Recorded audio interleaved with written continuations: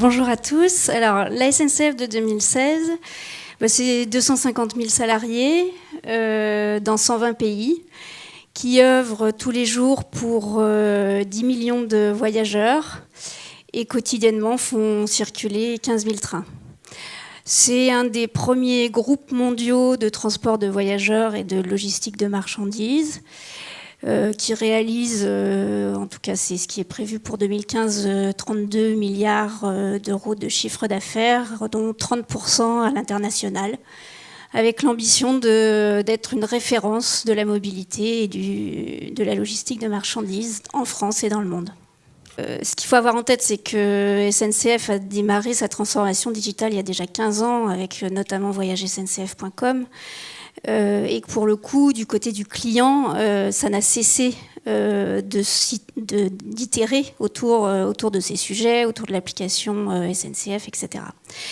Donc de ce point de vue-là, il y avait déjà beaucoup de choses qui avaient été faites, mais plutôt vers le client.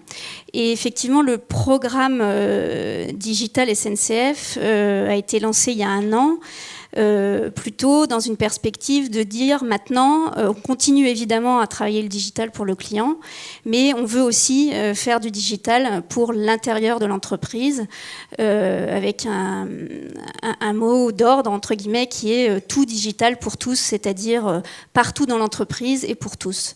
On vient de lancer pour le coup un programme plus spécifiquement autour de digital pour tous. Et là, ce qu'on adresse, c'est le sujet de démocratiser les usages et les outils digitaux en s'adressant finalement à 2 populations, ou en tout cas avec 2 objectifs, qui sont les managers, et donc de mettre le digital au service de leurs projets de performance, de service, donc en soutien de leur action managériale. Et puis un deuxième axe qui est le digital pour les utilisateurs finalement, qu'ils soient d'ailleurs collaborateurs ou managers, et là dans l'objectif de leur simplifier la vie au travail. Et donc c'est ce qu'on vient de lancer, et le DigiDiag est arrivé dans cette période-là. Et on a vu déjà une première chose qui nous a paru très intéressante, c'est que 75% des répondants nous ont dit être au courant d'un programme de transformation digitale. Et pour le coup, c'était, même si pour le coup il y en a un, c'était une bonne surprise, d'autant plus que la répartition était assez équilibrée entre les collaborateurs, managers de managers. Donc ça, c'est un premier signe fort du fait que l'orientation vers l'interne et vers les salariés a été perçue, et c'est une très bonne nouvelle. Au-delà de ça, ce qu'on a pu constater, c'est que finalement, le DigiDiag vient mettre en lumière un certain nombre de caractéristiques de la culture de l'entreprise.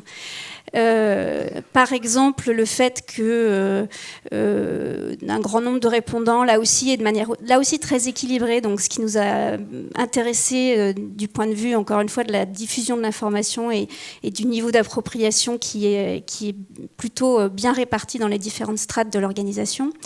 Donc, ce qui est ressorti, c'est le digital va nous aider à travailler à distance. Et ça, c'est pas une surprise dans une entreprise qui emploie beaucoup de populations qu'on appelle les roulants et qui constituent des équipes extrêmement dispersées et pour lesquelles le digital va permettre le travail et le management à distance. On a mis en place des actions digitales autour de ce sujet des équipes dispersées et du sentiment d'appartenance qu'on a besoin de travailler en conséquence, notamment avec des actions autour d'une adresse mail pour tous, ou la mise en place du réseau social d'entreprise qui fonctionne très très bien à ce stade. Un deuxième aspect qu'on a pu voir autour de cette culture, c'est le sujet du compagnonnage qui, de notre point de vue, qui est très ancré dans l'histoire de l'entreprise et qui nous fait dire qui explique le fait que beaucoup de répondants, là aussi, plus des 2/3,